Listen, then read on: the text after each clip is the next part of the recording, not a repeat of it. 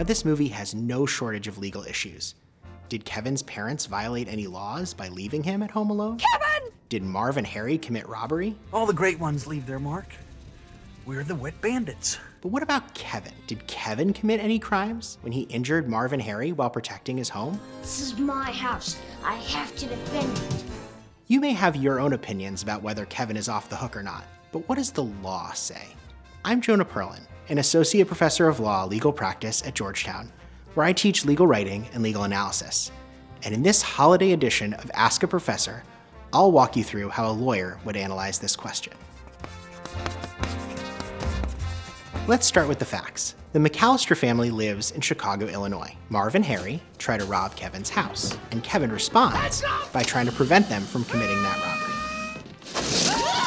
Generally, it's not okay to physically harm other individuals, but the key statute here is 720 Illinois Code 5/7-2, which defines when a person can legally use physical and even deadly force in defense of their dwelling. This is sometimes referred to as the castle doctrine. Basically, in states like Illinois that use the castle doctrine, a homeowner can protect their home by force and without having to flee or alert the authorities. To see if this Illinois law applies to Kevin's actions, we need to consider each element of that statute. The statute says that 1, a person, 2, may use force, 3, that is reasonably necessary to stop unlawful entry, and 4, that force may be lethal if it's also reasonably necessary to prevent harm to the individual or the commission of a felony. First, Kevin is a person. There's no question about that. But he is only 8 years old. Ma'am, I'm 8 years old.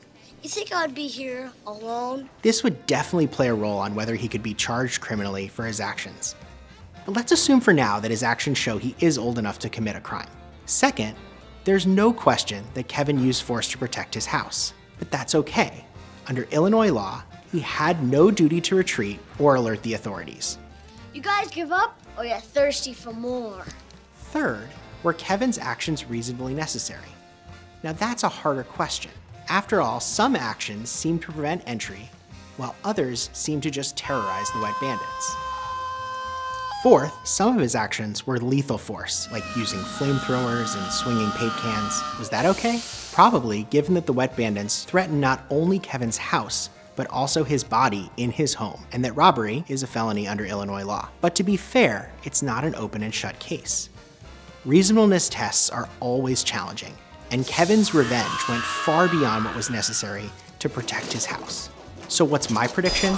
On balance, given Kevin's age, the Wet Bandits' threats both to Kevin and his home, their repeated efforts to enter even after he tried to stop them, and Illinois' expansive view of the castle doctrine, I think a court would find Kevin not guilty. Yes! Next time you sit down to watch this holiday classic, maybe you can find a new piece of evidence for this case. From all of us at Georgetown Law and Georgetown University, happy holidays, and keep the change, you filthy animals.